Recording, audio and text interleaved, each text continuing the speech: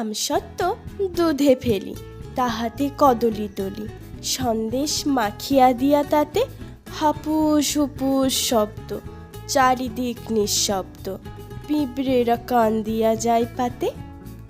কবিগুরুর এই বিখ্যাত কবিতাটা তো সবারই জানা আছে।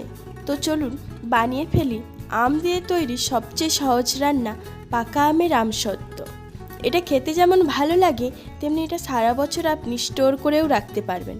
তাহলে সারা বছর আমের স্বাদ পেতে হলে বানিয়ে নিন পাকা আমের আমসত্ত্ব। এর জন্য প্রথমে আমের বোটাগুলো কেটে দিয়ে জলে নুন দিয়ে ভালো করে সেদ্ধ করে নিতে হবে। সেদ্ধ হয়ে গেলে আমের খোসাগুলো বাদ দিয়ে আমের পাল্পগুলো বের করে নিতে হবে। দেন আমের পাল্পের মধ্যে দেব চিনি ও নুন, ভালোভাবে গুলিয়ে নিয়ে 1 থেকে 2 দিন রোদ্রে ভালো মতো শুকিয়ে নিলেই হয়ে যাবে পাকা আমের আমসত্ত্ব।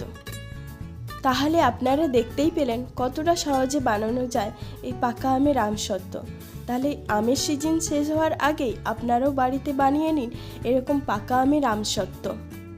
বাই দ্য ওয়ে, আমি সুস্মিতা, আপনারা দেখছিলেন যমুনা হোম ক্যাফে।